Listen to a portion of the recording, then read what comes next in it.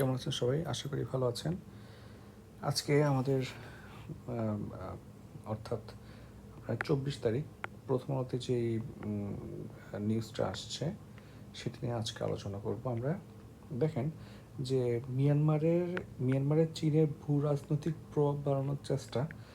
এখন দেখেন যে মিয়ানমারের সম্ভাব্য নির্বাচন চীনকে দেশটিতে কূটনৈতিক সম্পর্ক বাড়াতে উৎসাহিত করেছে, যা ওই অঞ্চলে চীনের প্রভাব বাড়ানোর ক্ষেত্রে একটি কৌশলগত প্রচেষ্টা। শাসক দল এবং বিরোধী দলগুলোকে আলোচনায় আমন্ত্রণ জানিয়ে চীন নিজেকে শান্তি প্রতিষ্ঠার মধ্যস্থতাকারী এবং স্থিতিশীলতা প্রতিষ্ঠায় প্রকৃত বন্ধু হিসেবে দেখানোর চেষ্টা করছে।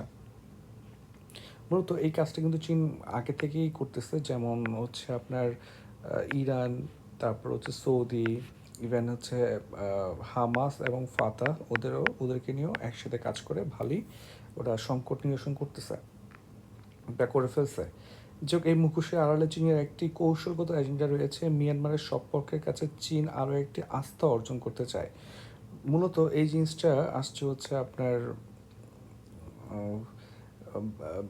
দেখেন যে যখন কংগ্রেসের সাথে হচ্ছে আওয়ামী লীগের ভালো একটা সম্পর্ক ছিল, পরবর্তী সময়ে যখন বিজেপি ক্ষমতায় আসে তখন ধারণা করা হয়েছিল বা অনেকে বলতেছিল বা অনেকে খুশি হয়েছিল যে এবার সম্ভবত হচ্ছে ইন্ডিয়ার সাথে বাংলাদেশের সম্পর্ক একটু কোল্ড হবে। কিন্তু দেখা গেছে যে আওয়ামী লীগের সাথে কংগ্রেসের যে ভালো সম্পর্ক ছিল, আবার বিজেপির ক্ষেত্রেও একই রকম ভালো সম্পর্ক, যদিও বিজেপি এবং কংগ্রেস দুজনে ফাইট করে। অর্থাৎ ইন্ডিয়া এবং বাংলাদেশের ভালো সম্পর্কটা যেহেতু প্রয়োজন ছিল, সো রাজনৈতিকভাবে যেই ক্ষমতা আসুক না কেন সম্পর্কটা আপহোল্ড করার প্রয়োজন ছিল।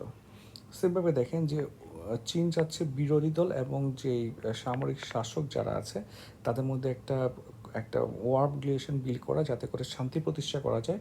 এবং এতে যেটা হবে যে যেই পক্ষে ক্ষমতায় আসুক কিংবা হচ্ছে মিউচুয়ালি দেশ শাসন করুক, সবার সাথে হচ্ছে চীনের একটা ভালো সম্পর্ক থাকবে।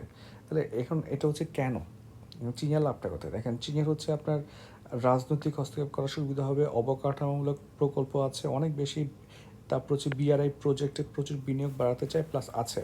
এছাড়া বন্দর থেকে শুরু করে অনেক কিছুই আছে। ইন দ্য মিন টাইমে চীনের সাথে মিয়ানমারের মোটামুটি ভালোই একটা বর্ডার শেয়ারও করে ওরা।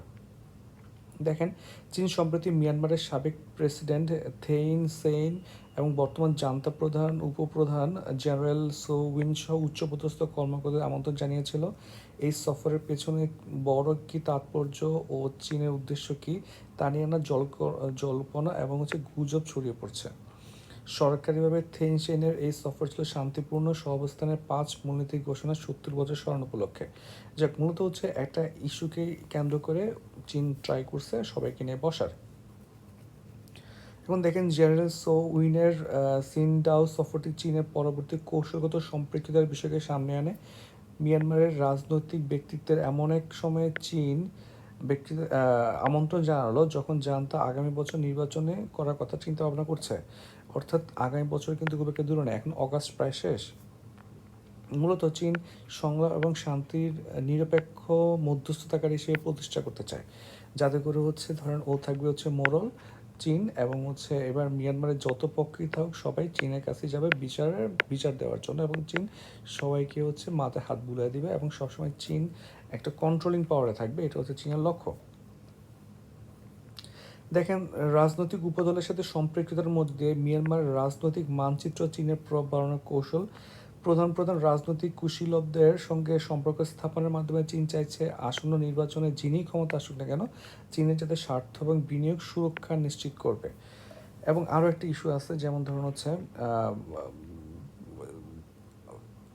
আওয়ামী লীগের সাথে আপনার চীনের একটা ওয়ার্কিং ভালো রিলেশনশিপ ছিল, যদিও হচ্ছে কোয়াডে যোগ হওয়া নিয়ে বা কিছু ইস্যুতে হচ্ছে চীন মোটামুটি কিছু মেগাফোন ডিপ্লোমেসি ইউজ করে, বাট স্টিল চীন কিন্তু মোটামুটি যদিও আপনার সরাসরি কোনো দেশের আপনার অভ্যন্তরীণ ব্যাপারে কথা বলে না, এটা চীনের একটা পলিসি। কিন্তু চীন কিন্তু আপনার নির্বাচনের আগে ঠিক বাংলাদেশের পক্ষে সাপোর্ট সরাসরি না দিলেও ওরা বলে যে মানে তারা হচ্ছে ইউএসের যেই চেঞ্জ করার ট্রাই করতেছে, প্রেশার দেওয়ার ট্রাই করতেছে, এটা চীন রেকটিফাই করে না।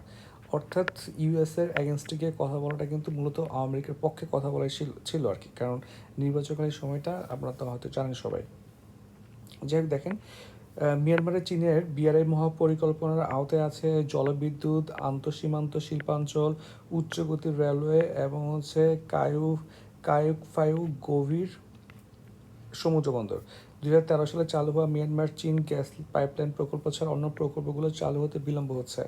মূলত এই চীন যে আপনারা দেখেন, আবার দেখেন চীনের বিয়ারের উদ্দেশ্য হচ্ছে, তো আমরা জানি যে মোটামুটি একটা বিশ্বব্যাপী একটা কানেক্টিং একটা সিস্টেম ক্রিয়েট করা হচ্ছে বিআরএ প্রজেক্টের লক্ষ্য।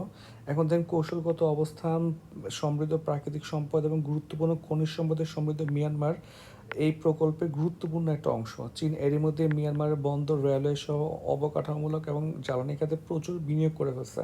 ইভেন রাখাইন স্টেটে হচ্ছে চীনের বিশাল বড় একটা বিনিয়োগ আছে। চীনকে তার উন্নয়নের মডেল এবং ভবিষ্যৎ বিআরএ প্রকল্পের জন্য নিশ্চিতের সুযোগ করে দিয়েছে। মিয়ানমার রাজনৈতিক ব্যক্তিদের সঙ্গে চীনের সম্পৃক্ততার বিষয়টি রাজনৈতিক হস্তক্ষেপের একটা রূপ হিসেবে বিবেচিত হবে। দেখেন, এখন ফ্যাক্টটা হয়েছে যে সবারই একটা লক্ষ্য থাকবে, ঠিক না? প্রতিটি ইন্টারন্যাশনাল ইভেন্টের একটা লক্ষ্য থাকে। আপনার এখন মূলত হচ্ছে কি, আপনার দেখেন যে চীন যে দুইটা লক্ষ্য নিয়ে আগানোর ট্রাই করতেছে বলে হচ্ছে আপনার এটা হ্যাঁ, এটা হচ্ছে আবার নয়াদিল্লি থেকে, যেহেতু আপনার ব্যাপারটা উনি হচ্ছে নয়াদিল্লির একজন ইন্টেলেকচুয়াল পার্সন, সো স্বাভাবিকভাবে হচ্ছে উনি এমনভাবে কথা বলবে যেটা চীনের অ্যাগেনস্টে আছে। এখন এটা রাজনৈতিক হস্তক্ষেপ কিনা এটা হচ্ছে সরাসরি এখনো বলা যাচ্ছে না।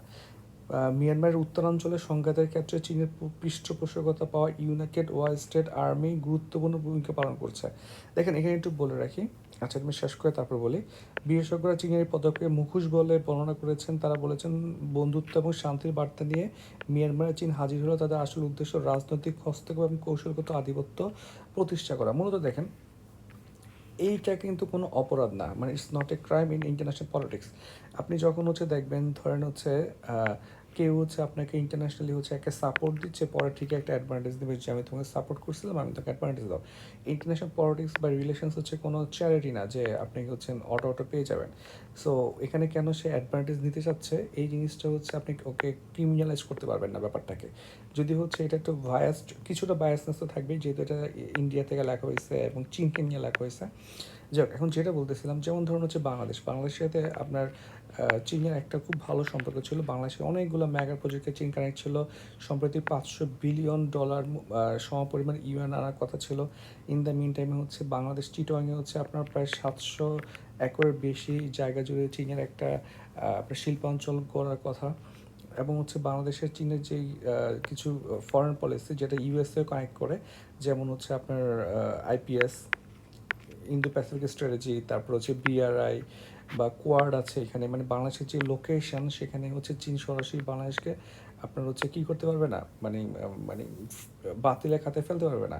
আবার দেখেন যে যেহেতু হচ্ছে মিয়ানমারে খুব ভালো একটা হোল্ড আছে চীনের, আমি যদি রোহিঙ্গা আবার হচ্ছে ফেরত পাঠাতে চাই তাহলে কিন্তু আমাকে চীনকে লাগবে।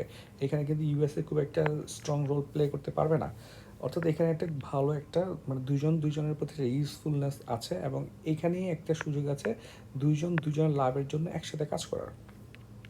যেহেতু এখানে একটা কথা চলে আসছে যে আপনার হচ্ছে মিয়ানমারের যে আপনার কিছু নন স্টেট অ্যাক্টর আছে যারা টেরোরিস্ট, ওদের গভর্নমেন্টের চোখে তাদেরকে চীন প্যাট্রোনাইজ করতেছে। মূলত এটা হচ্ছে আপনার এটাকে বলা হচ্ছে ক্যারট অ্যান্ড স্টিক পলিসি। অর্থাৎ যে একটা দেশের মধ্যে আপনার সরকারকেও, মানে মিয়ানমারকেও আপনার সাপোর্ট দিচ্ছে চীন, আবার সরকারের অ্যাগেনস্টে যে টেরোরিস্ট অর্গানাইজেশনগুলো আছে তাকেও সাপোর্ট দিচ্ছে চীন। এই কাজটা কিন্তু আপনার ইন্ডিয়াও করতেছে। হ্যাঁ, এটা কিন্তু আমি একটা ভিডিওতে বলেছিলাম। আপনার সাখাওয়াত, আমাদের যিনি স্বরাষ্ট্র উপদেষ্টা ছিলেন সম্প্রতি, ব্রিগেডিয়ার অবসররত সাখাওয়াত স্যার, উনি হচ্ছেন একটা আর্টিকেল লিখেছিল যে ইন্ডিয়া অলরেডি হচ্ছে মিয়ানমার গভর্নমেন্টের সাথেও সম্পর্ক বাড়াচ্ছে, আবার আরাকান স্টেটের সাথে সম্পর্ক বাড়াচ্ছে। অর্থাৎ যেইখানে ওরা একিউজটা করছে সেটা কিন্তু ইন্ডিয়াও করতেছে, এবং এটা হচ্ছে বাংলাদেশকেও করতে হবে যদি আমি চাপে রাখতে চাই মায়ানমারকে। হ্যাঁ, সো এটা একটা ভালো একটা স্ট্র্যাটেজি মনে হয় আমার। হ্যাঁ, এটাকে যদিও অনেক খারাপ চোখে নিয়ে আসছে। যাই হোক, আশা করতেছি এটা বুঝতে পারছেন। এটা কিন্তু আমাদের জন্য একটা ইম্পর্ট্যান্ট। একটু ধারণা রেখে দিবেন, পরীক্ষা আসলে ট্যাগ করতে পারবেন। সবাইকে অসংখ্য ধন্যবাদ।